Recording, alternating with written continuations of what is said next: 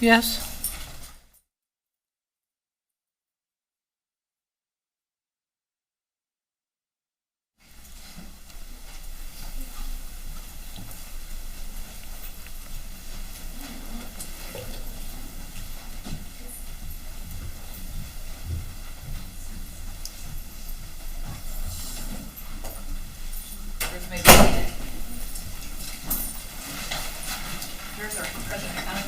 Thank you, Deputy. Thank you, ladies and gentlemen. Were you all able to abide by my instructions during the recess?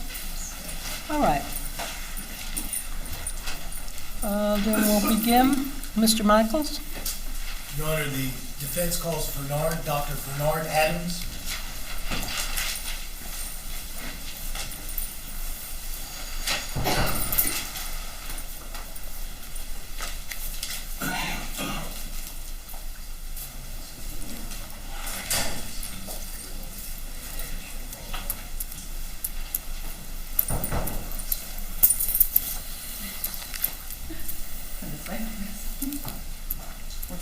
I'm so sorry. I'm so sorry. I was trying to, let's go this way, sir, if you don't mind. Right here, raise your right hand. You're going to face the clerk. She's going to take that. Do you solemnly swear or affirm the testimony you shall give in this cause will be the truth, the whole truth, and nothing but the truth, so help you God? Yes, I do. Right here, sir. Thank you.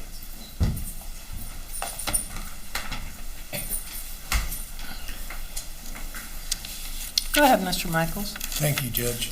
Please state your name. My name is Vernard Adams. Could you spell your first name for the court reporter, please? That's V-E-R-N-A-R-D. And what is your profession? I'm a consulting forensic pathologist. Okay, so you're a medical doctor. I am. Let's talk a little bit about your education. Before I go over some of your background and qualifications, and Your Honor, I've shown this to the state. They don't have an objection. This is the defense exhibit marked M. I'm going to approach the witness and leave it there with the court's permission. You may. We're not offering to enter this into evidence. Right. Okay. Recognize that? I do. Okay, what is that? My curriculum vitae. Okay, will that help you go over some of the details of your long career?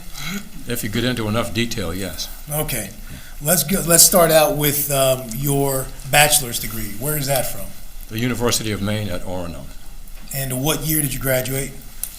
1975. And did you have were you recognized with any distinctions or honors that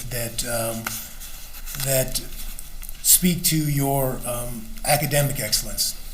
At this time, the state will stipulate that he's qualified to testify in the areas that I know he's going to testify in, and he may render his opinion. And I appreciate that. We're still going to go into his background. Okay. Thank you. Thank you. Any honors?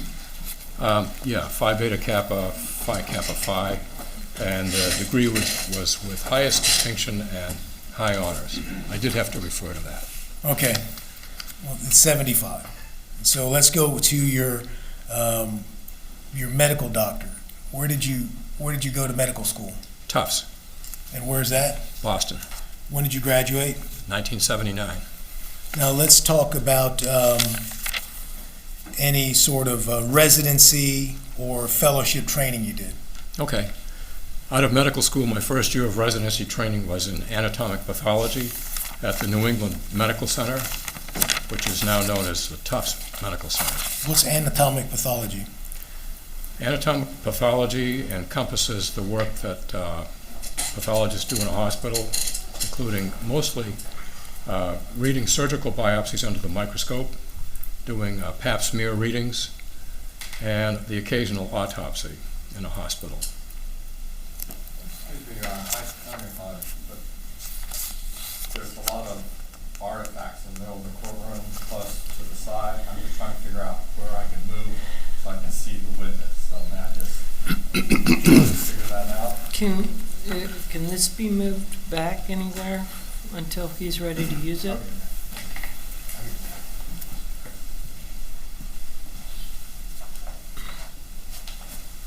It's actually, it's this gentleman here.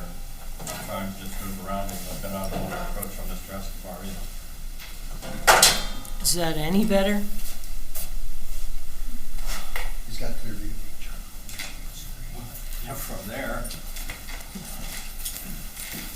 Your Honor, the jurors are asking, can we turn off the white screen until we need it? Oh, Please. I thought it was off already. No. Turn it off, please, Thank thank you. All right, are we good? Thank you. No, until we need you. Is that a little better, Mr. Martin? I appreciate the accommodation. Thank you. Okay, let's talk about board certifications. We were in the middle of residency training and didn't finish that. Did you want to skip the rest of it or go on to? I boards? didn't, I was interrupted and lost my train of questioning. Let's talk about residency and training. Okay. After that year at the New England Medical Center, I went to the Mayo Clinic in Rochester, Minnesota, and did 2 years of anatomic pathology and 2 years of clinical pathology. Okay. And after that? After that, I went to Miami and did a year of forensic pathology at the Dade County Medical Examiner Office. It was known as Dade County back then. I still call it that. Now it's called Miami-Dade County. Yes. What about any board certifications? That's where we were going. I'm board certified in anatomic and clinical pathology and in forensic pathology. Now let's talk about some of your positions that you've held in terms of employment, professorships, employment as a pathologist or medical doctor. Okay. After I finished training, I took a position as a medical examiner in the Commonwealth of Massachusetts, working principally in Worcester, Massachusetts, based at the University of Massachusetts Medical School, and occasionally in Boston. After 2 years of that, I went to Suffolk County, Long Island, which is the eastern 2/3 or 3/4 of Long Island, New York, and was a deputy medical examiner there for, as I recall, just under 2 years. I worked for Dr. Charles Hirsch.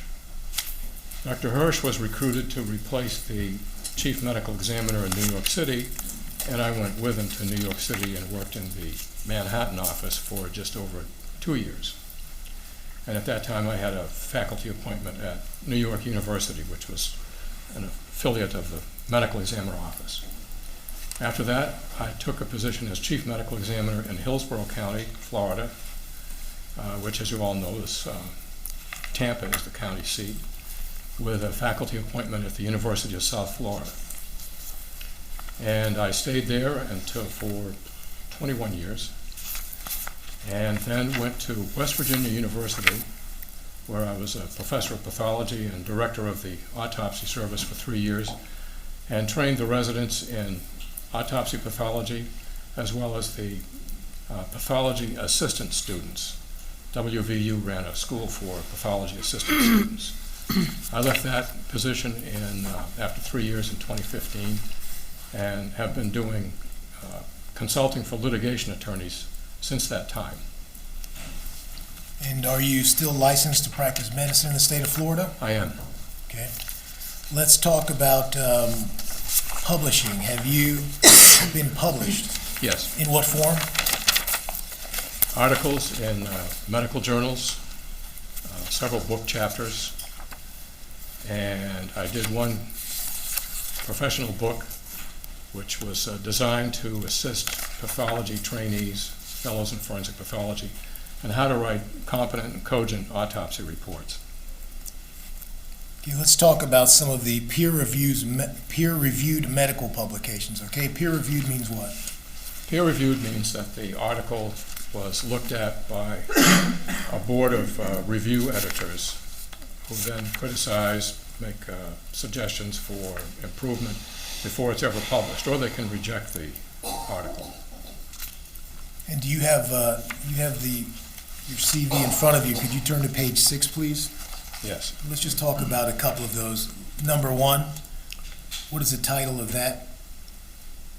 Number 1 is called Trauma of the Pericardial Sac and Heart, an Autopsy Series. It's published in a journal called Academic Forensic Pathology, which was at that time completely online. That was in 2015. And I wrote that with Sarah Zidowich or Zidowich, depending on how you like to pronounce the name of that type. And she was one of the forensic pathologists that I trained in Tampa. We had a training program in affiliation with the University of South Florida. She went on to work at the Orlando office. Let's look at number 8.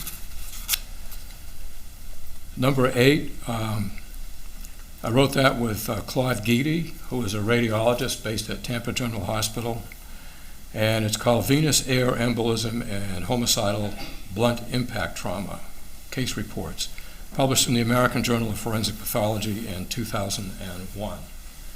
Venous air embolism occurs when air gets drawn into veins and then collects in the right side of the heart and blocks the circulation.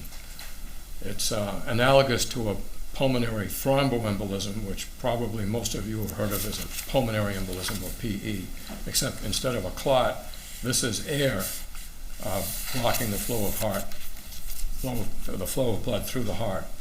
Most commonly, the venous air is entrained in veins lining the skull. They're called dural sinuses. They're formed by infoldings of the dura mater, which is a tough, gristly-like tissue that lines the skull, but also has infoldings and serves to form veins in the skull. Because the veins are made of dura, they are not very elastic. They don't collapse when they're cut. They're stiff-walled.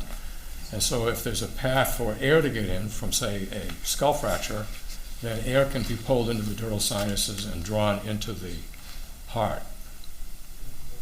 And so those case reports involve that, and I had x-rays that we took at the medical examiner facility, and I enlisted Dr. Guidi to provide a professional radiology perspective. Okay, so it looks like you have some 25 books listed there. We're not going to go through them all. Let's go to chapters in medical books and review. There's one guideline for reports by autopsy pathologist. First, I just need to... Can we approach? Yes.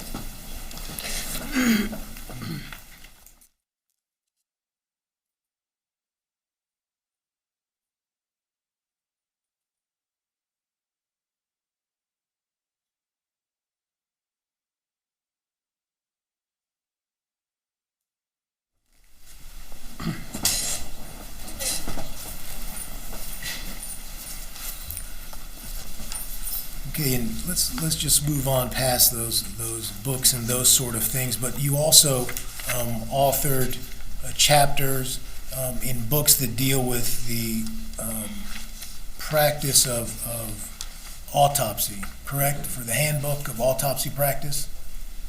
I did some chapters in Ludwig's book, Handbook for Autopsy Practice. He was a mentor at the Mayo Clinic. And then the other one was the Spitz. It's known as Spitz. He's the senior editor, called Medical Legal Investigation of Death. And that was a predominant forensic pathology textbook in the 80s and 90s. And I did 2 chapters in 2 editions of that.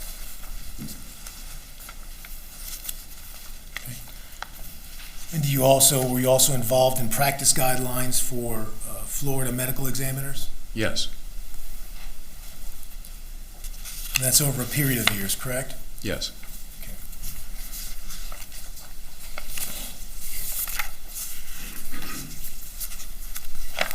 In addition, you have numerous presentations that you've been involved with, correct? At professional societies? Yes, a few, yeah. Lectures as well. Yes. Now, in this particular, let me ask you this: have you ever been qualified as an expert in the field of pathology and the field of medicine? I've been qualified as an expert in the field of forensic pathology. Okay, and how many times? Over 300, could be 400. I never kept count, so that's an estimate. In state and federal court? Yes. And how many autopsies do you think in your career that you have performed? That I have counted. It's 6,800. What percentage do you think of those were as a result of gunshot wounds? Well, let's do it this way.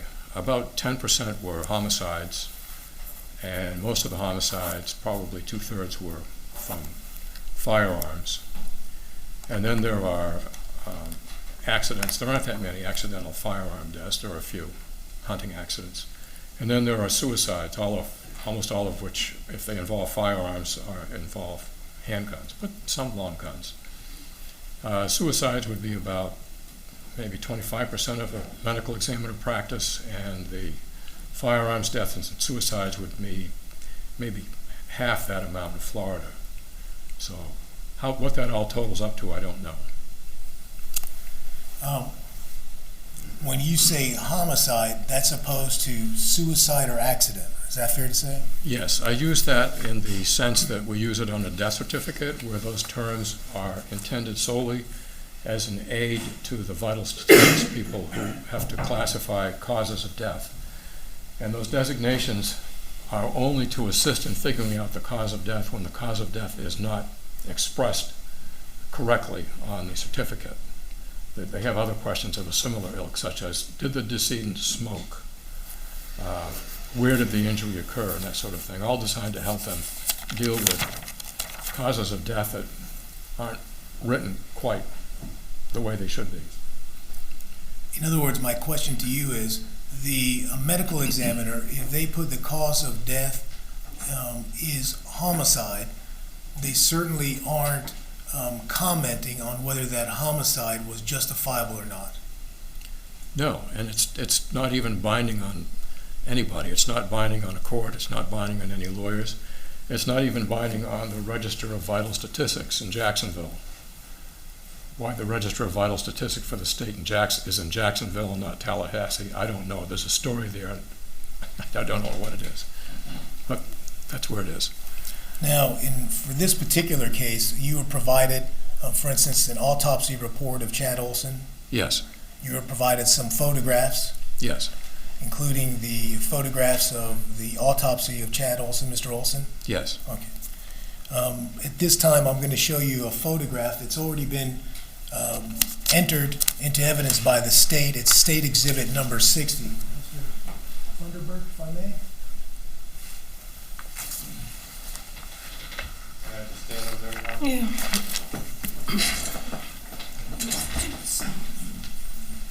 I just move this up just a bit, Your Honor. Not too far.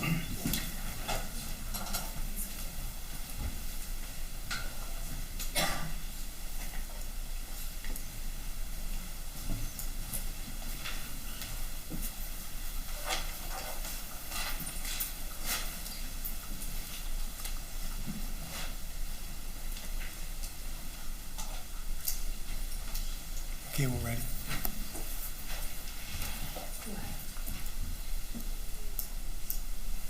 If you would, may I have the witness step down, please? If you would step down, please, Doctor.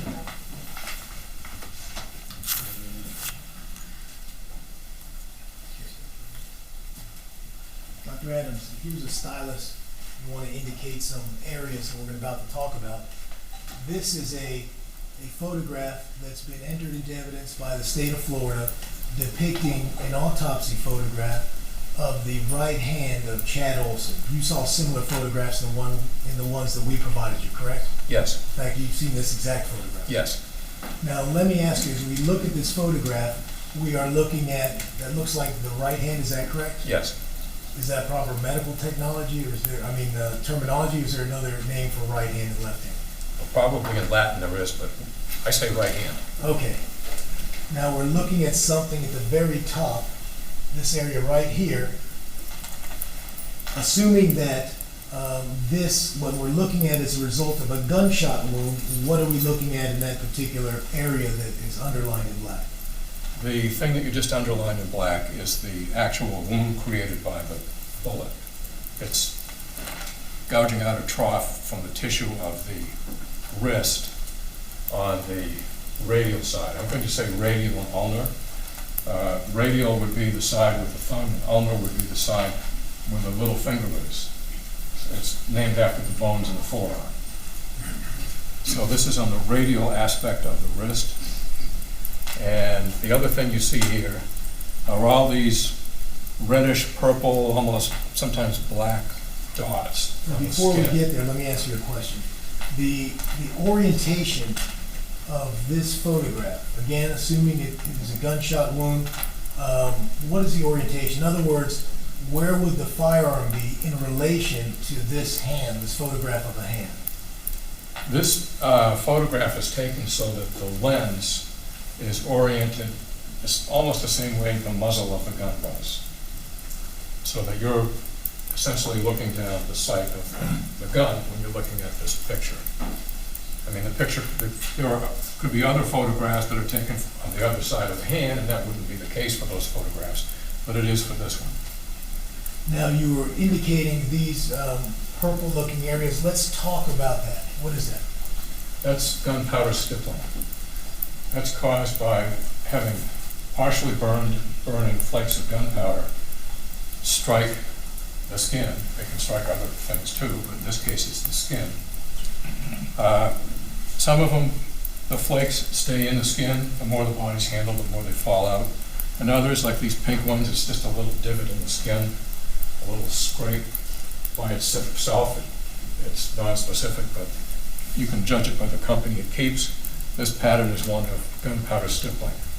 The gunpowder stippling effect like this, where you see stippling but no soot, is typically for a standard handgun anywhere from 2 to 18 inches from the muzzle. Now, let's talk about, you said no soot. What would soot be an indication of? Soot is deposited when the skin is within a couple of inches of the muzzle. Beyond that, the soot doesn't, it's not apparent. So the range between the muzzle, which is what, the very tip of the firearm, Right. to the wound itself, based on the stippling, is what's the range again? Somewhere between 2 and 18 inches. This is moderately dense, so it's somewhere in the middle of that range. It's probably not up to 18 inches, and it's probably not 2 inches. And what else does this kind of grouping of stippling tell us in terms of location of the firearm? In other words, my question is, why do I see more stippling in this area that I've drawn a square around, and less stippling in this area where I've drawn a square number 2 around? Those flakes of gunpowder come out in a cone, if you will, and more of them are close to the center of the cone than to the outside of the cone. So you would expect more dense stippling close to the bullet, where the bullet goes, and it's a more dispersed pattern away from it. Now here, of course, there's no skin up here. The bullet's grazing the wrist, and this isn't aligned exactly with the muzzle. You can see up here along the radial aspect of the wrist, you don't see any stippling, but if you took that hand and rotated it just a little bit like this, then you would have the lens of the camera lined up just the way the muzzle is. And you wouldn't be able to see this unstippled skin that you see in this photograph, because it's not exactly lined up. The lens isn't exactly the way the muzzle was. Now, I notice way out here, put a little triangle, we see what may be a speck. As we get further out to the left, away from the knuckles, we see what appears not to, an area that appears not to have any stippling. Yes, to the left of the triangle, no stippling. You can see some freckles. Within the stippling, within the triangle, you can see some freckles. And then you have this to the left side of the midline of the triangle. Is it a stipple or is it a freckle? I don't know. It's easy to judge it by the company it keeps, and most of these are therefore stippling. Out here, could be either one, because there's so little stippling out here. Now, let's look at the fingers, what we can see of the fingers. Let's look at this finger right here. All right. Mr. Michaels is pointing to the fourth finger and the proximal phalanx. And That's a word for the bone in the finger. 3 phalanges to each of the 4 fingers, 2 to the thumb. I mentioned that only for the record. I appreciate that. And I won't remember what to call it again, but I appreciate The that. court reporter will. Thank you. And so I don't see any stippling there. Is there something that I'm missing? Do you see any stippling there? I don't. It's a little bit in shadow, but it's illuminated well enough that you can see that you can't see any gunpowder stippling on the skin of those proximal phalanges of the fingers. Now, based on the pattern that we're seeing of the stippling, if the fingers were extended out, would you expect to see stippling in that area? I would. If you look at the way the stippling peters out here on the forearm, it should extend out about the same distance here if those fingers were in the line of fire of the gunpowder flakes. And we don't see that. So you can conclude that those parts of the fingers were not in the line of fire of the gunpowder flakes. Either the hand is flexed or there's something shielding the fingers. And when you say flex, are you talking about like closed, like grabbing something? Flex means, the fingers are closed. My anatomy professor said the easiest way to remember flexion and extension is to picture a bear cub on a telephone pole. Everything that makes the bear cub hold on to the pole is flexion. And would the stippling and the lack of stippling on the fingers be consistent with a hand that at the time that this trench and this stippling was created is what we see consistent with the fist? It is. Okay, thank you. You can take your seat again, please. Well, Your Honor, maybe not. Maybe we can use the demonstrative aid at this point. Can we turn this off, please, Mr. Funderburk? What we're going to do, Doctor, we're going to talk about some of the body's vulnerabilities. I have here a demonstrative aid, a model of sorts. Would that model help you explain to us the areas of vulnerability and why they might be vulnerable? Yes. Okay. And I'm talking about when we talk about trauma, blunt force or otherwise. Yes. Okay. May I, Your Honor? Amen.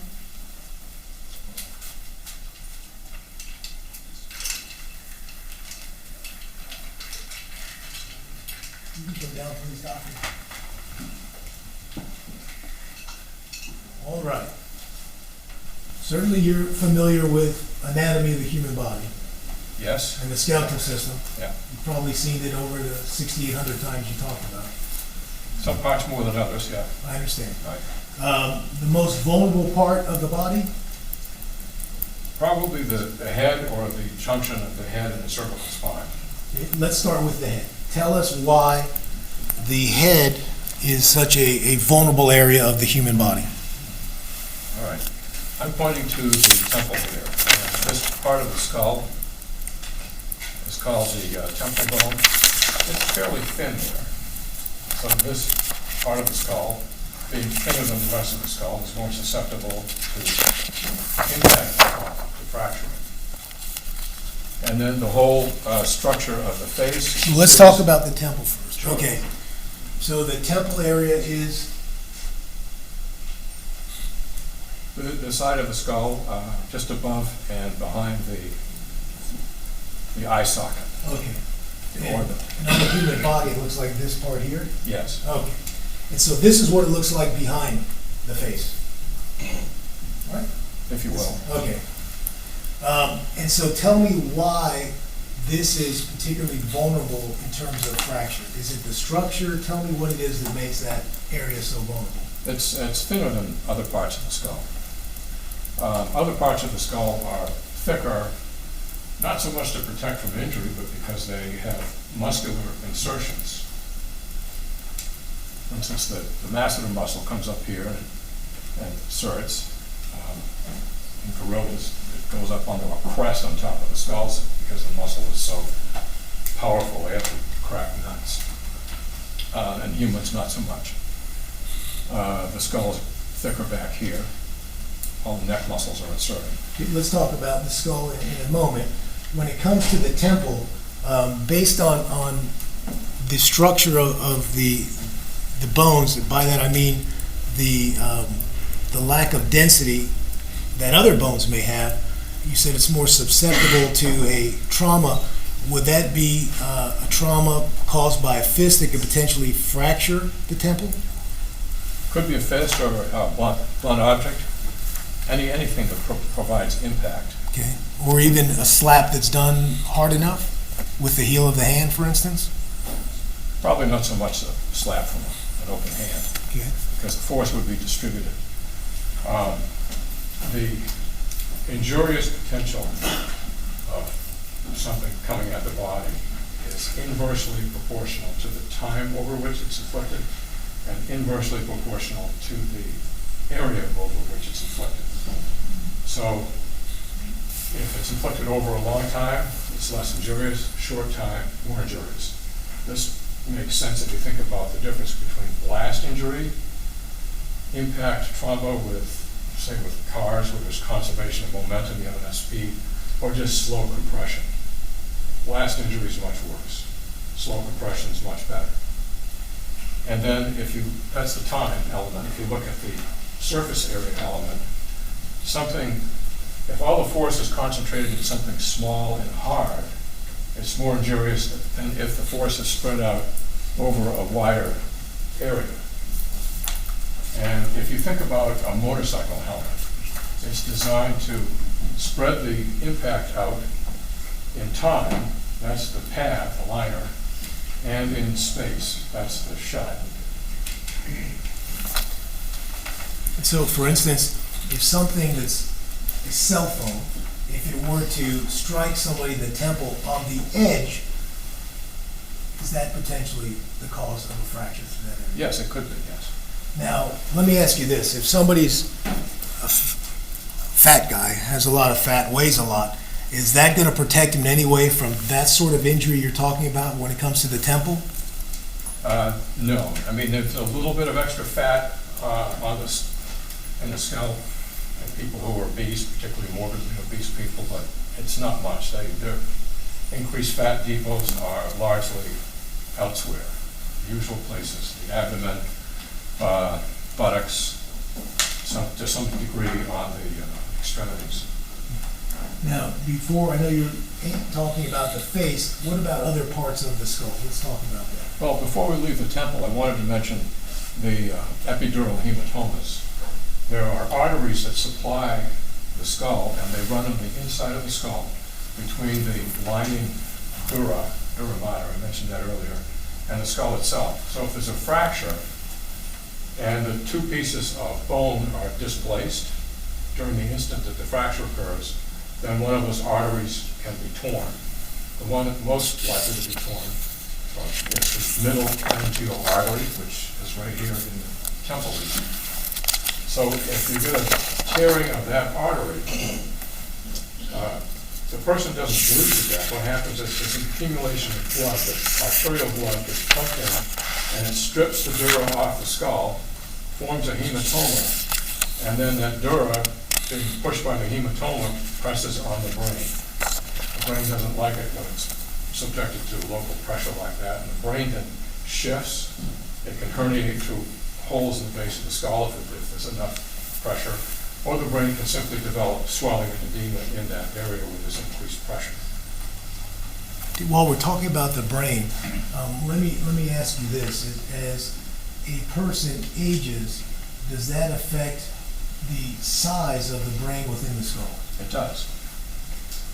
With advanced age, the brain actually shrinks. Would it help you to be able to illustrate that for us? Sure. To explain it? Mr. Funderburk?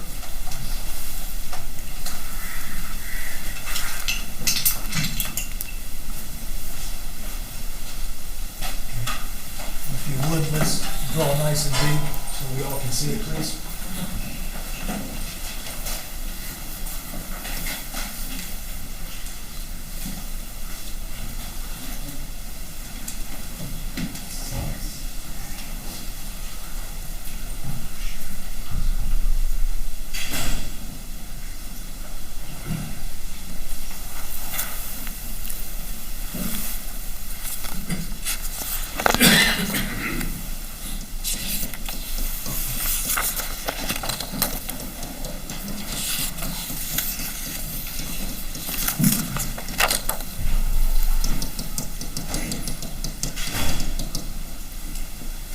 not a great artist, but I think this might help to illustrate it.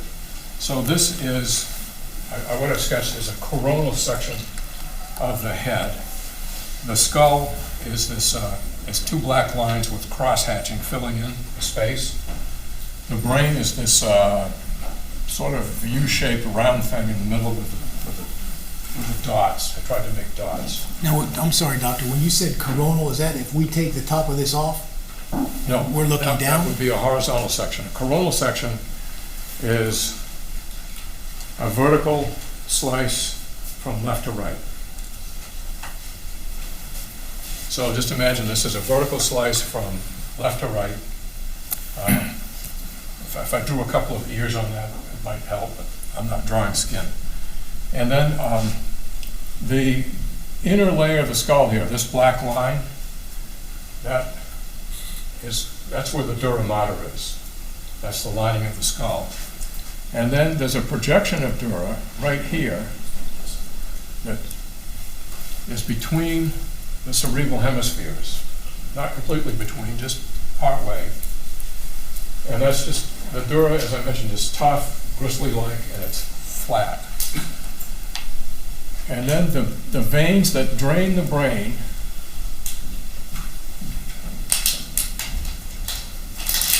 drain right up into the base of that falx cerebri, which is that, it's called that because it's sickle shape. That's falx, Latin, I guess. Now, I'm going to sketch an older version of the same thing.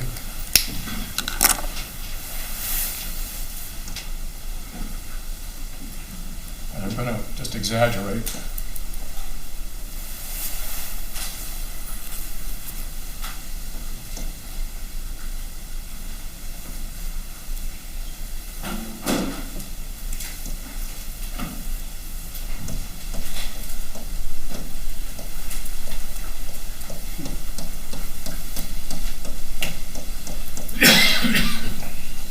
I didn't mean to make the skull thin there. You can ignore that.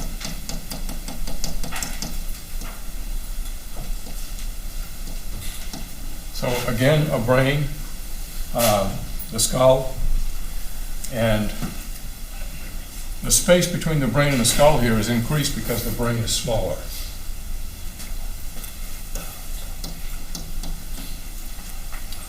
And this space would be occupied by cerebrospinal fluid. Again, we have bridging veins going from the cerebral hemispheres up to the falx cerebri.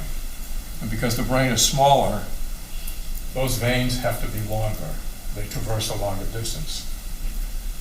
And tearing of those veins is the majority cause for subdural hematomas. You may have heard of someone elderly who fell and got a subdural hematoma.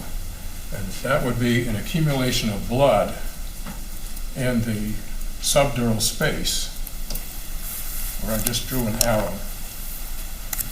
And if there's enough blood, it will push on the brain with bad effect. There's more room to accumulate blood here before symptoms appear, but on the other hand, the bleed is more likely to happen because those veins are longer and more susceptible to being torn. What happens is if a person falls, I'm just going to draw a head in a couple of feet.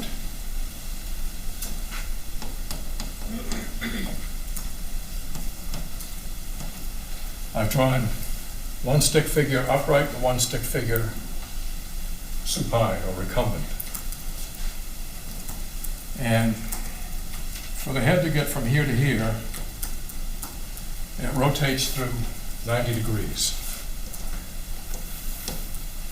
The skull and the brain are moving at the same time. The recumbent person has struck the floor or the ground or whatever it is.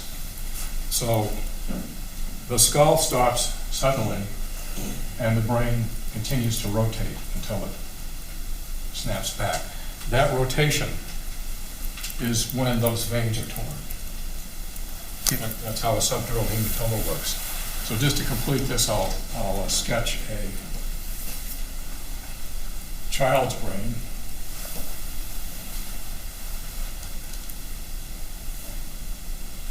Almost no space between the brain and the skull. There's very little room for subdural blood to accumulate. They get symptoms right away, but they're less likely to have tearing of the veins because they're so short. So as we age, we're in more danger. Should we be in a situation where either we fall, right, Yes, or are pushed down, yes. or go down as a result of a punch, for instance?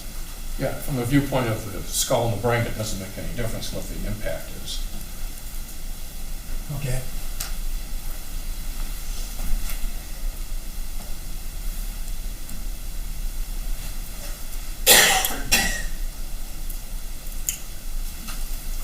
All right, back to our model here, if you will. So we talked about the temple, about the brain. Let's speak a little bit more about the skull before we get to the face. All right. I'm gonna check. Can we print? Yeah?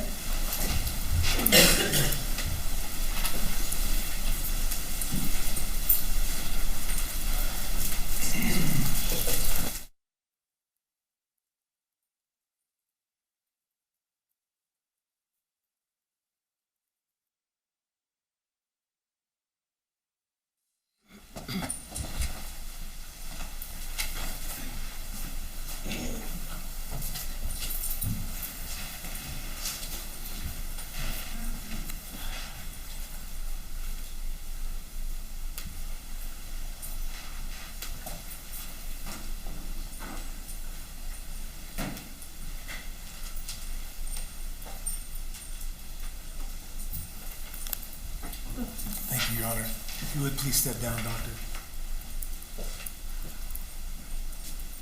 We were talking about the skull. I was just about to move on to the junction of the skull and the cervical spine. I'm going to turn this thing sideways. And there are 7 cervical vertebrae. The one at the top is kind of like a washer, and the bolt for the washer is a portion of the second vertebra that sticks out.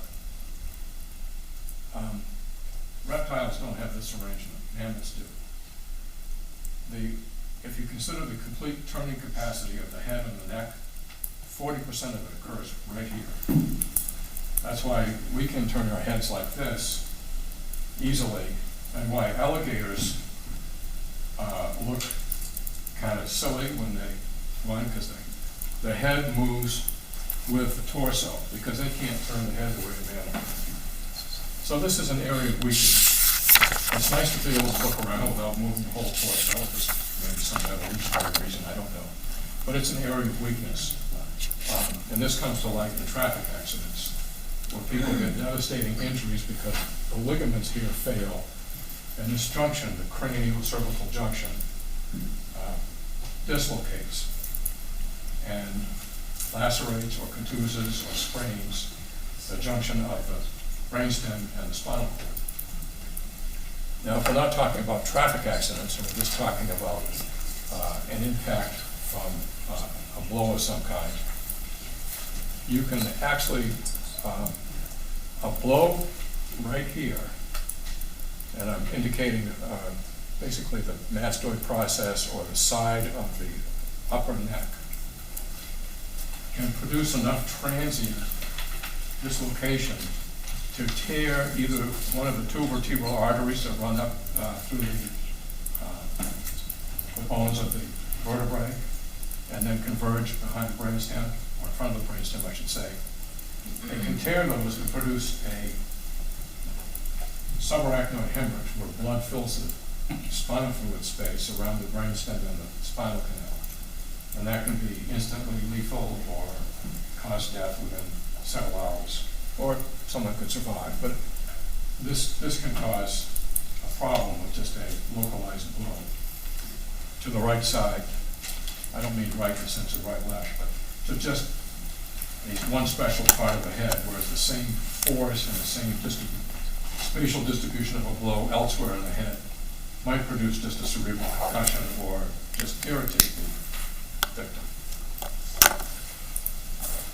We done with the head area yet? I know we haven't gotten to the face. We'll turn to the face, and just turn this a little bit. The mandible is fairly strong, although there are some weak areas. The condyle will tend to fracture here, and the other fractures tend to form near the canine teeth.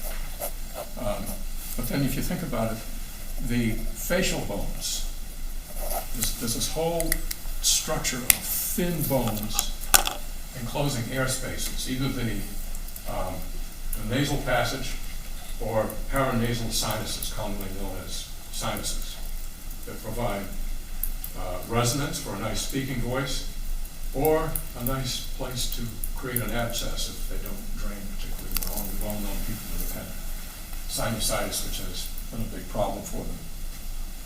But because these bones are thin, they can be fractured with some kind of blow to the face. This is the cheekbone here, the zygoma, and this can get fractured easily. Say, for instance, boxers or anybody who gets a blow to the face. And you can get other facial fractures. In traffic accidents, you can get a fracture right through the junction of the maxilla and the nasal bone, all the way through, all the way across, so that one part of the face is completely dislocated from the other part, transiently, with a tendon severing of arteries. So the cheekbone, this area here, it looks like the structure is it's very elegant looking, but it also doesn't look very sturdy. Right, and you just put your finger in the space where the masseter muscle goes. And would that protect this at all? This bone? Were it to With be the muscle, struck? no, the muscle lies beneath the bone. I guess it would tampen that a little bit, provide a pad effect. But it wouldn't stop this bone from being broken by a blow of some sort, including No. a fist. No, it would not. And when you talk about the jaw, again, that's vulnerable in terms of susceptible to being broken with a blow, including from a fist. Right.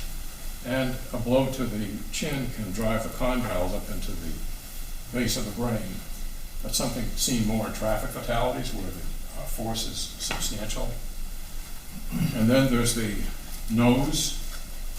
The bones of the nose go right up toward the base of the skull. The base of the skull is quite thin there, so it is possible to have bony splinters from the nose be driven into the brain.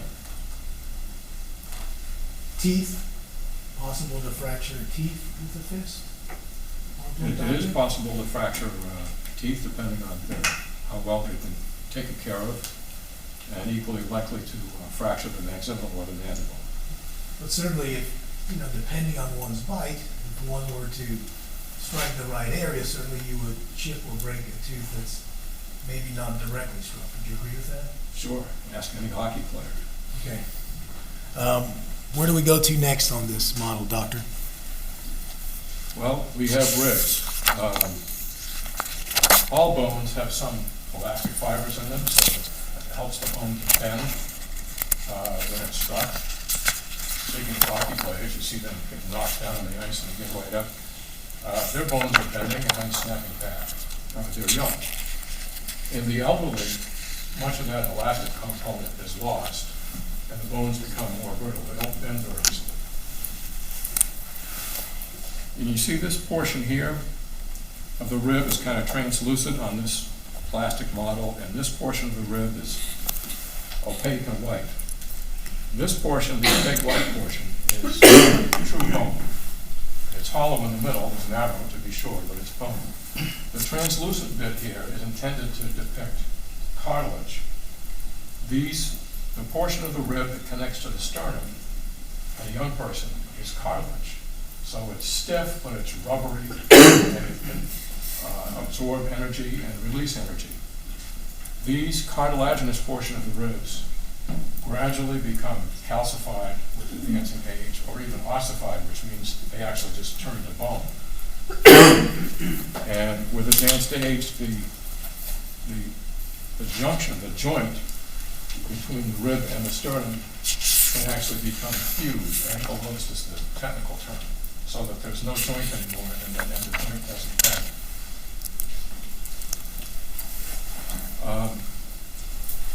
Rib fractures, of course, can be produced by a localized impact to the chest cage, the thorax. And So what, let me ask you this, so an older person, you described this area here, I guess these areas, the translucent area right, of the rib cage as becoming ossified, is that the word? ossified, OSS, osseous. And does that mean instead of being flexible and being cartilage-like, they get a little stiffer? It gets stiffer, yes. And are they more susceptible to fracture in an older person who has that Yes. condition? So I was talking about rib fractures, and I was about to mention what happens when a rib is fractured.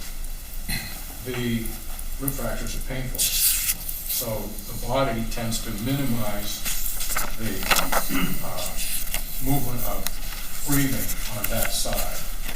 So there's less air moving in and out of the lung on the same side as the fracture. It's called splinting. Just as you can reduce the movement of a fracture of the tibia, for instance, you've got a proximal and a distal, each part of the bone on each side of the fracture, and you want to align them and then immobilize them, and you do that with a mechanical splint. So the body tries to achieve the same thing by just not breathing very much on the side of a rib fracture. That's called splinting. And what happens when you don't ventilate a lung is that it's more susceptible to pneumonia.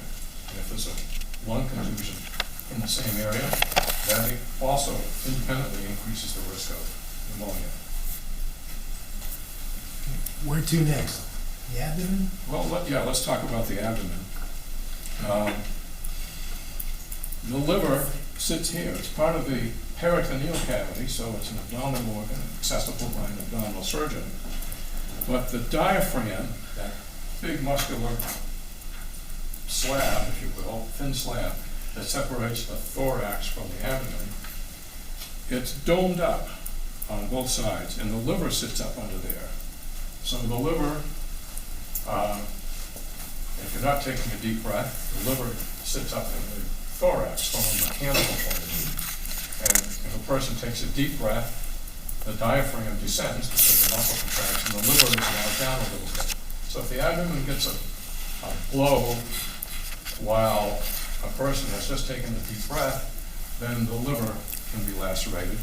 And the spleen, same thing over here, normally protected by the rib cage, but during a deep breath it descends and it's more susceptible to a blow. Are we done? We have more Well, to go. we can talk about the testes in a man. They're richly innervated, extremely painful when an injury occurs.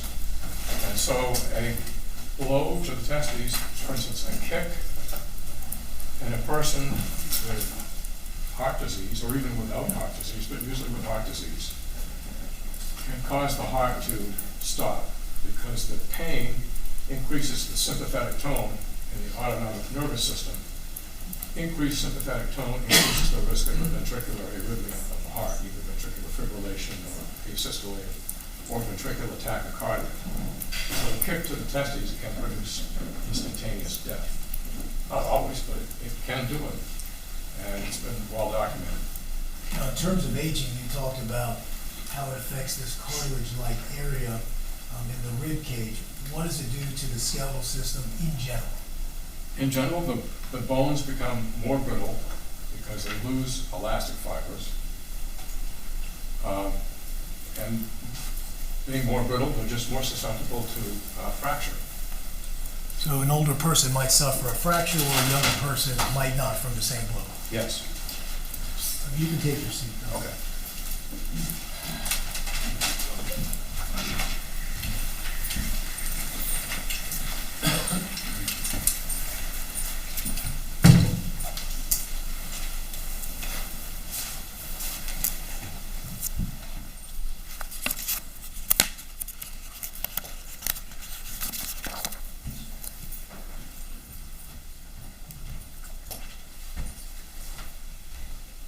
Go ahead, Mr. All right, let's talk about the anatomy of a fist, okay? Why is a fist more likely to cause injury than an open hand? First, let's talk about a fist. What happens when you go from this to making a fist? When the fingers are flexed into a fist, and the thumb can either be put in front of the fingers, which is what Americans think of as a fist, or in some societies the thumb is put between the fingers, but either way, when there's a fist, more force can be delivered with a fist below because the kinetic energy is from the blow is being transmitted not only to the hand bones, but up into all the way up into the shoulder and even the torso. So the energy isn't all being absorbed by the hand, so more force can be delivered. And what about the idea of the kind of the shape of the fist? We have, in layman's terms, knuckles, right? Are those more prominent when you make a fist? They are. You certainly have this area between the joint, between the phalange as well, correct? Right, there's a series of joints, right. But these become more prominent and actually stick out when you make a fist. Well, the key thing is that they're rigid so that they with a fist, particularly if there's say a roll of nickels or something, there's a slang term for that, I forget what it is, but this all serves to increase the buttressing effect of the fist so that everything's tight and solid, and these knuckles are not going to flex more or extend more. They're going to be solid, and the fist then becomes, for purposes of physics, one unit. Whereas if you have a hand, then you have all these individual bones and several units. The other thing that happens with a fist is that I mentioned earlier that if the force from a blow, it makes a difference whether the force is distributed over a small area or a large area. And a fist delivers the blow over a smaller area than an open hand would.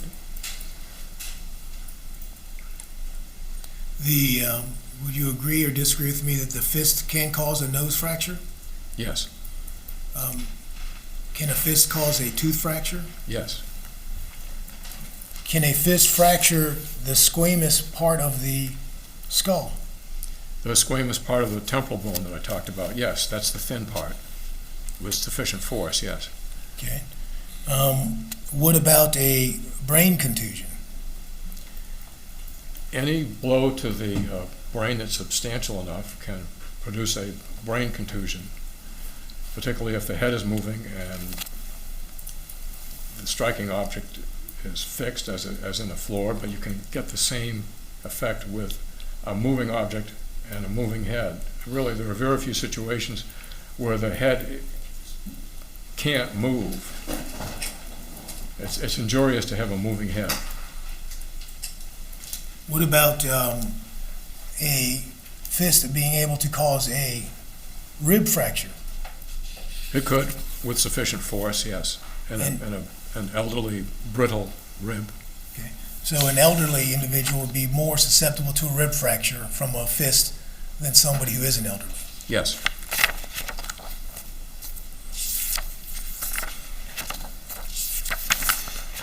Now, certainly in your career, you're familiar with a one-punch homicide. Yes. What does that mean? That's when death is inflicted by one blow delivered by a fist. And I mentioned a couple situations when I was handling the skeleton. One is the blow to the side of the neck, causing a transient dislocation of the cranial-cervical junction and laceration of the vertebral arteries or branches of the vertebral arteries and a subarachnoid hemorrhage. That was described in a publication by Dr. Contostavlos back in the late 80s. And it was called a Contostavlos lesion for years after that. You want to approach?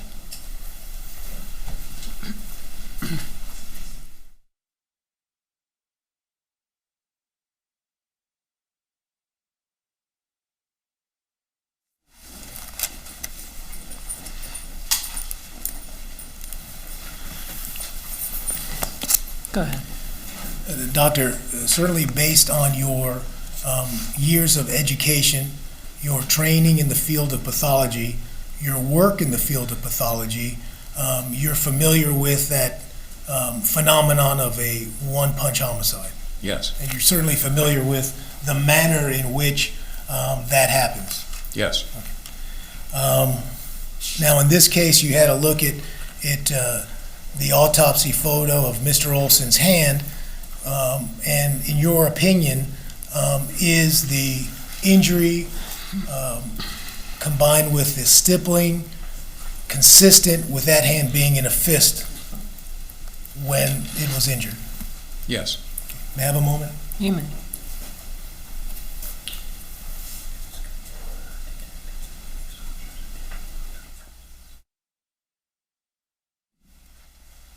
Let me ask you this, Dr. Adams, in your experience as a medical examiner, certainly you've seen police officers and detectives actually attend autopsies. Yes, I encouraged it.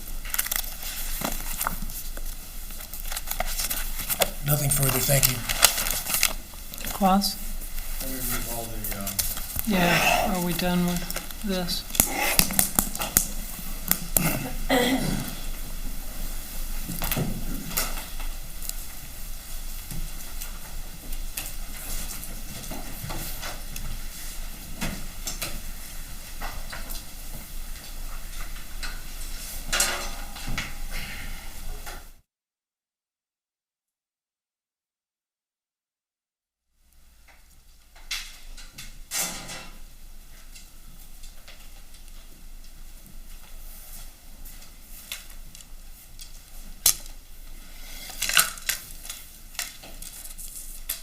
it's convenient.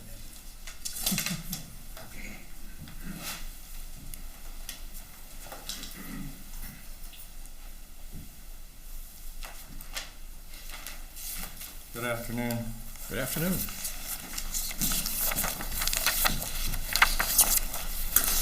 I want to begin where Mr. Michaels left off. We talked about how the hand is positioned and what I think you referred to it as clenched. Is that the term that you used? Well, I didn't, but you can, Flexed. that's fine. Flexed? Is that the word? I did you- use the word flexed at one point, yes. Okay. And yeah, you gave an example with the fingers into the palm. One was the fingers wrapped, the thumb wrapped around the fingers, and one was the thumb between two fingers. Okay. Now, you can use me as an example. When our hands are just hanging loose, are our hands straight out like this, or is it natural that they are curved? I didn't understand the question. Sure. When your hands are just naturally by your side, you're not moving at all, you see the position of my hands? Yes, All right. Is that just, as we're walking along, that's just the way our hands hang, right? right, that's a neutral position, Okay. I was looking for the term. right. So a neutral position is, that's why Lego figures look like this, I guess. They're just that, they're like this, right? They're just hanging at. I don't know what you mean by a Lego Well, you figure. said this is the neutral position, right? When you said Lego, did you mean like the toy, the L-E-G-O? Yeah, that one, that's the way their hands look. Oh, okay, that's lost on me. No, okay, all right. But the hands are in a neutral position. They're not straight out, right?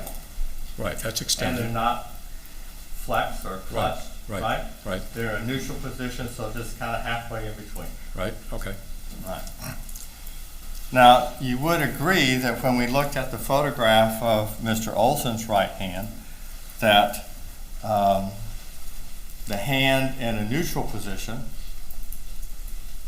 would also place the fingers out of the cone of stippling that impregnated his back of his hand and his, is this the ulnar area that you called? of That's the wrist? radial side. Radial side, right? So if the hands are in a natural position, the fingers would also be out of the cone, correct?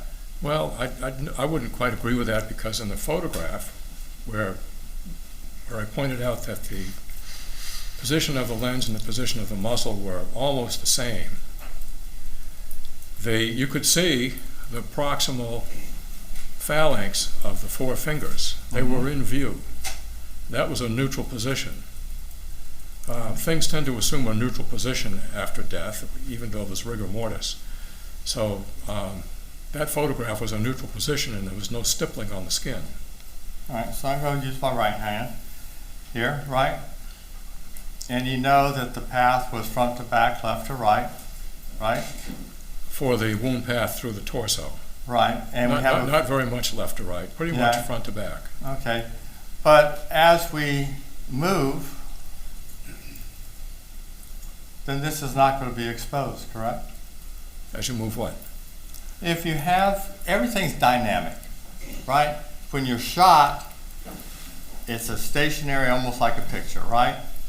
But if our position can be anywhere before we're shot, so if it's a little bit front to back, a little bit left to right, if the hand is in the neutral position, as you say, then the fingers are not going to be in a position to have the stippling, correct? Well, the way you have your hand position, it's a neutral position for the fingers, but they would be exposed to gunpowder. The gunpowder is from here to here, correct? In the photograph, right. Okay, and there's nothing on the fingers. So Right. something was either shielding those fingers, or they were flexed so that the fingers were not subjected to the gunpowder. And they could be flexed in the neutral position, could they not? Well, that's an oxymoron. They're either flexed, extended, or they're in a neutral position. They can't be both at once. All right, so let's talk about in a neutral position. It's also consistent with being in a neutral position, is it not? What is? When the person was shot, and the stippling that we see is also consistent with the hand being in a neutral position, is it not? The only way to make it into a neutral position is to have the hand bent so far this way that the fingers are not exposed, and then the wound path across the wrist would then be angled. So it doesn't work. The wound path is approximately right here, correct? Yes.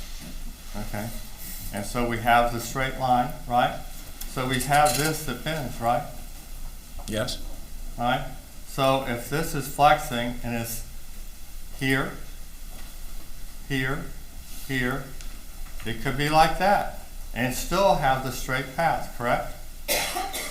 That wound on the wrist was actually a little bit at the base of the thumb, so it's, if you bend the wrist, the wound path, the area where the bullet went, is going to move a little bit. So again, it doesn't work.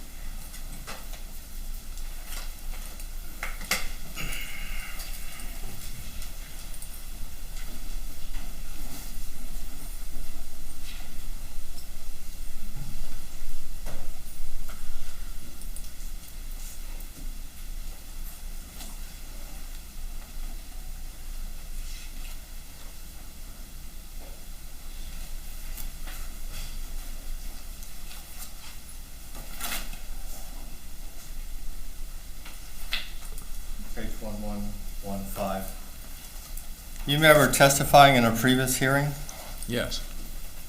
Right. And that time you were placed under oath Yes. and testified as you have here? Yes.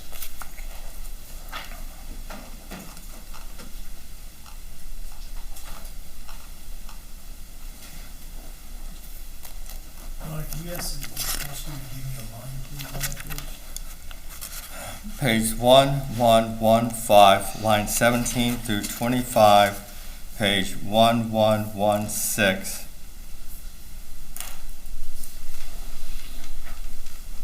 lines 1 through 5. Now, we were talking about the stippling, and we've been talking about whether or not it would be on the fingers.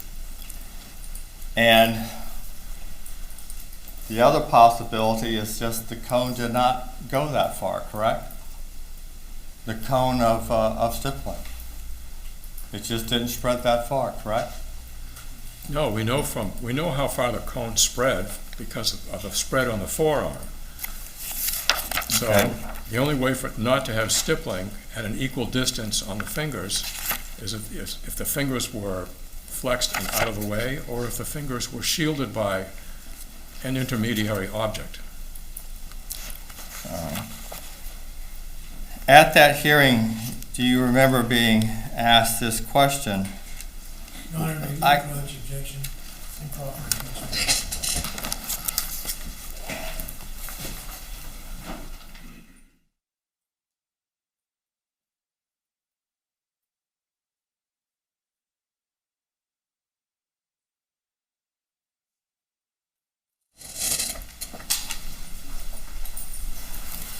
You remember testifying at a previous hearing?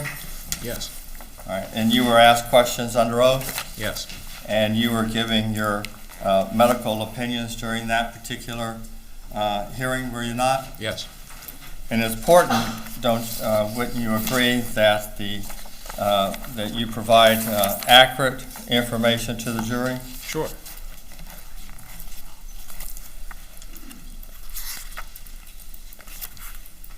Now, before we went up to the bench, I asked you about, is the lack of the stippling on the fingers, is that consistent with the cone of stippling not being that wide? And your response was that, yes, we know the cone of stippling because on the wrist. Remember that? No, I don't. That's Perhaps you can what you show me the just said. transcript. Huh? I don't remember it, and maybe you can show me the transcript. No, sir. That's what you just said 5 minutes ago. We know the cone of stippling because we can see it on the wrist, right? I mean, on the forearm. You just said that. Oh, yeah, that, yeah. Okay. Now, at that hearing, I asked you, all right, it's also consistent with the muzzle being at such a distance from the wrist that the cone is so small in diameter that it just didn't cover past the knuckles, correct? His fingers could have been out and the stippling just didn't make it that far because it's so close. Answer, yes. Do you remember saying that? No, but I don't dispute that. That's in the transcript. All right.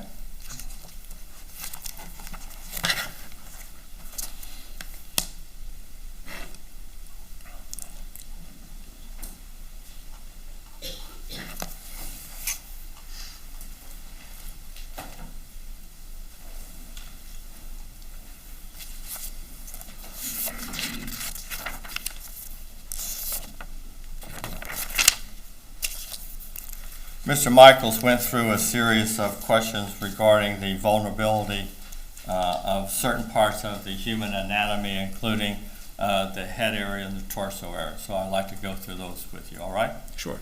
Okay. I'm going to use very layman terms. You can use the medical terms to put it in what I'm talking about, okay? Sure. All right. Now, I'm going to go through the injuries that you talked about, and I'm just going to bullet them out first, okay? And then we'll talk about them. You talked about the left and right temporal area, correct? I did. Where the bone is thin? Yes. Okay. You also talked about the orbital sockets of the eyes? Yes. All right. You also talked about the nasal cavity? Yes. And you talked about the cheeks where the muscles underneath the bone. Remember that testimony, that area right Yes. here? Okay. You also talked about the neck, not only the hitting in the side of the neck, and you used the skeleton to show how that can result in spinal fluid going where it's not supposed to be, right? I did talk about spinal fluid, but I didn't talk about spinal fluid going where it's not supposed to be. I talked about blood going into where Blood. spinal fluid is supposed to be. Very good. Thank you. All right. And then we talked about the jaw being broken. Yes. Okay.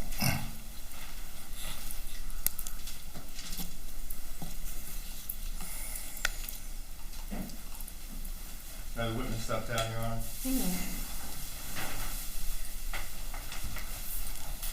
May I, Your Honor? You may. Thank you.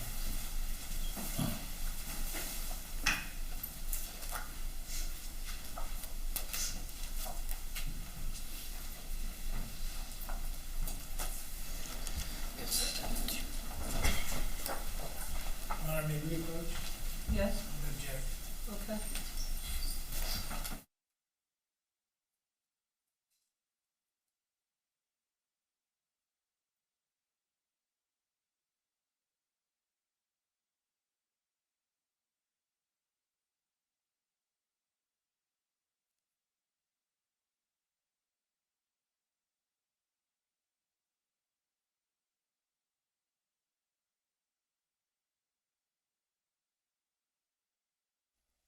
Just a moment, Your Honor. You may.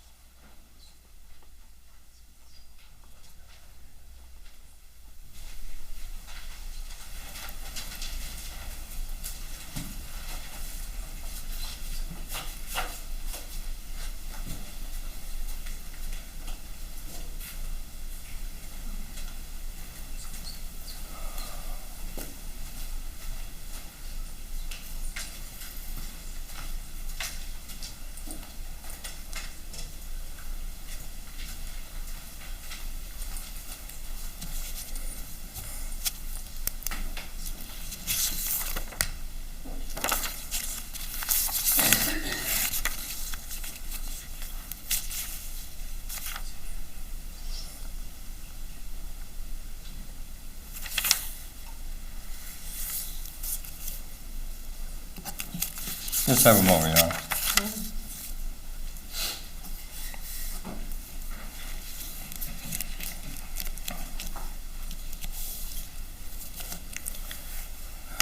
When we talked about your previous testimony regarding the stippling on the hand, we talked about what you testified to at a previous hearing and what you testified here today. Let me just ask you one or two questions about that topic, okay? Sure. So And you I know asked you where to- we're going. And I asked you to look at the transcript so I can see the context and not just the isolated quote. Well, that, maybe your attorney would want to do that, I don't know. In that statement, you would agree with me, now that you've seen that statement, or that I've read it to you and you indicated yes, that the hands being in such a manner so that when the cone actually spreads, it doesn't hit the fingers, that is also consistent with no stippling on the fingers, correct?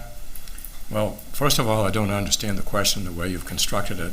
And secondly, you're referring to testimony in the transcript which you won't let me look at. So you can repeat it every time if you want, or you can let me look at it. But at this point, I don't remember the wording in it because I can't see it. I read it to you. It was something about the words you didn't understand. No, but I don't have it in front of me now. I don't remember exactly what the wording of the sentence was. All right, I'll read it to you again. Your Honor, I believe what I hear is that the witness is saying he doesn't remember the context, so if the prosecutor would be so kind, the court would instruct him to present it to Dr. Adams so that he can refresh his recollection. It sounds like that's what we should be doing here. I'll agree. Go ahead and show it to him. First witness, Judge? Just slide that over. Read page 115 and 116. Can I just stand here for a moment? Sure.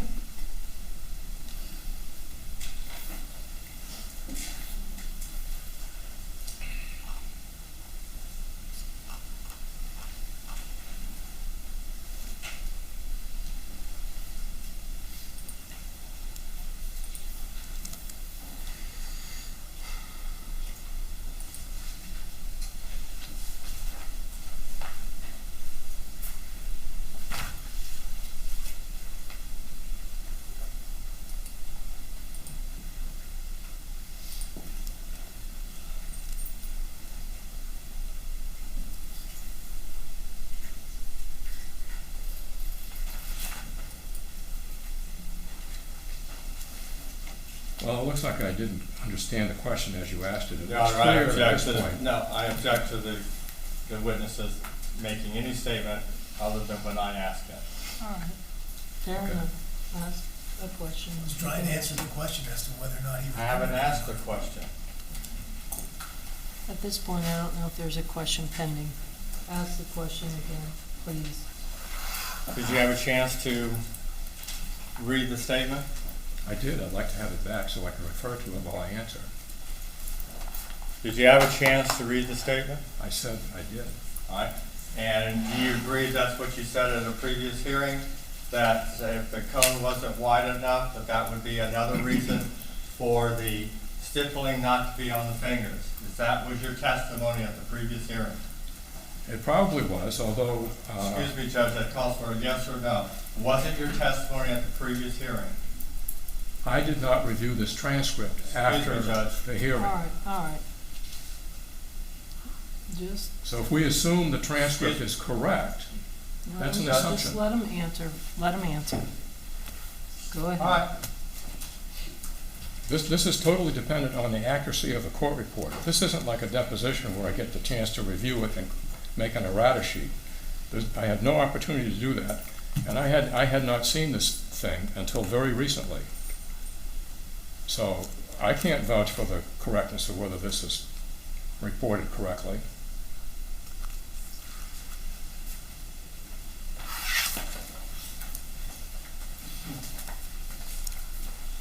What's your hourly fee? $450, How much are you getting paid to be here today? same thing. $4.50 what, an hour? Yes, And how many hours have you been here today? I got here at noon. All right, so it's 4 o'clock, $1,600? Yeah, that sounds about right. $1,600 in your pocket today. How many hours have you spent on this case prior to coming into this courtroom? From the very inception, Yes, sir. I didn't look at the invoices, so I can't tell you. Recently, just preparing for this trial, it's probably about 3 hours. All right. And since the inception of this trial, how much have you been paid? I don't know because, as I just said, I haven't looked at the invoices. I can't answer the question either for time or dollars. All right. At the previous hearing, you would agree you were there about 4 hours also? Sounds about right. And prior to that previous hearing, you also had an opportunity to review material and fill out your invoice for that time? Yes? All right. So right now, we're at least at $3,200, another, what? Are we somewhere in the ballpark of what? I don't know. What you say sounds good. All right.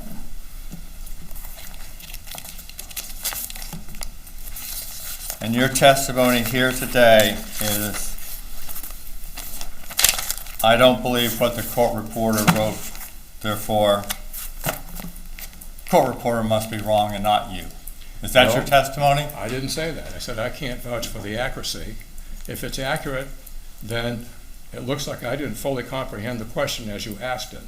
All right, let's talk about Because my that. opinions haven't changed, and that All right. photograph hasn't changed. All right, well, let's talk about that. At the time of the previous hearing, did you have an opportunity to say, Mr. Martin, I didn't understand that, like you've done a couple times here today? I did. All right, and in that particular section, you've read it. Did you say, Mr. Martin, I don't understand that question? You I didn't didn't get- do that, did you? I don't think so, but I didn't get the chance to turn the page and see what was on the next page. Thank you, no further questions. Redirect? Thank you, Judge. May I approach the clerk? You may. Exhibit 60, please.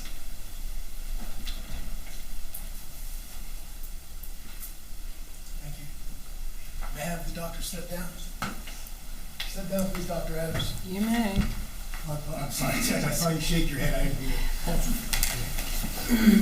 This is Exhibit 60, this is what we were talking about. You see this? Yes, that's the same photograph, just a print form.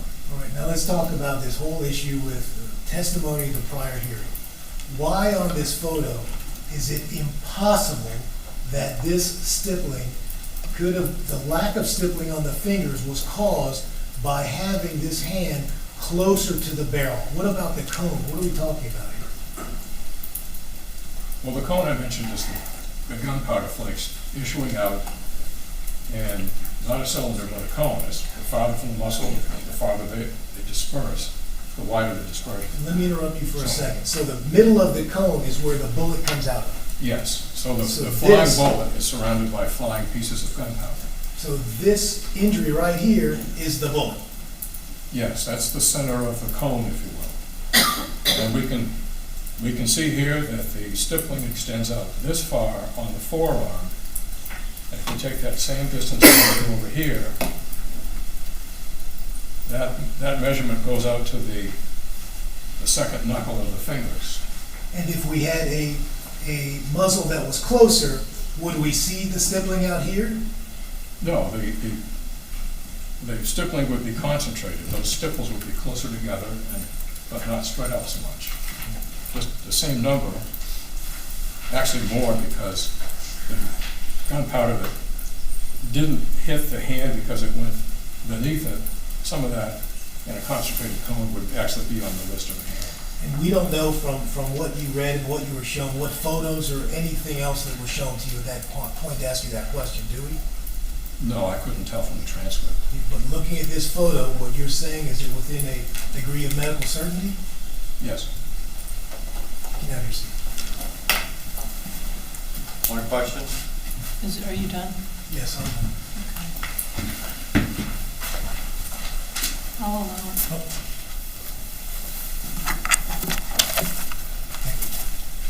When you answered the question at the previous hearing, was it also to a reasonable degree of medical certainty? Everything I said in that hearing was to a reasonable degree of certainty unless I specified otherwise. Thank you. just based on that, Your Honor, I get the last. You do get the last word. Your witness.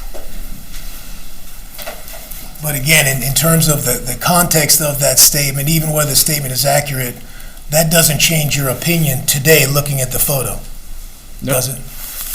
Thank you. May this witness be released? Yes, Your Honor. All right, thank you, Subject to Doctor. recall, but Thank you, Judge. Please go, if you should get called back, you have to come. Yes. Thank you. Your Honor, I don't know if you heard or not, I apologize, Mr. Escobar reminded me, I said subject to recall. Right, I did. I Thank told you. him Thank you if so he much. gets called. Yeah. Thank you.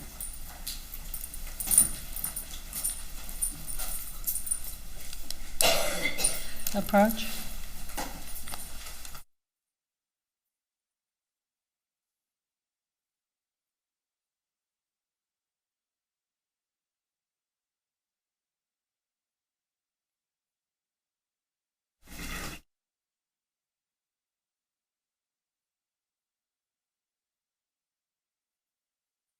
Ladies and gentlemen, obviously the attorneys and myself still, we have things to talk about outside your presence.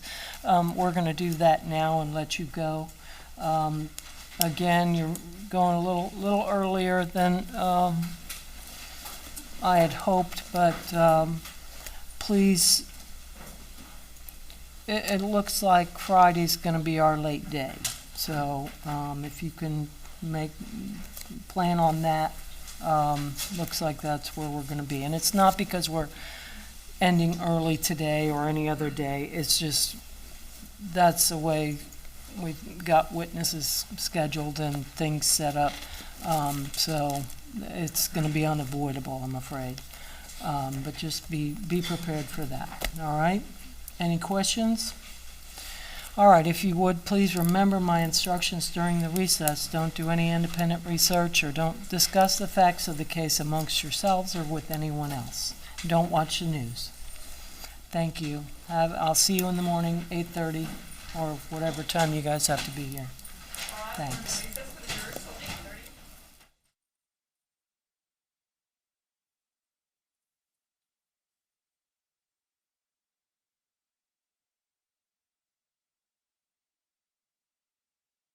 Dave, do you guys need any of the evidence, or can she take it up and process? We got another clerk coming in to sit for the rest of the hearing, but this one can take the evidence and start processing it for the day? Okay, all right, that'll be fine. I most likely won't be here Friday. Why not? I'm a pissing match.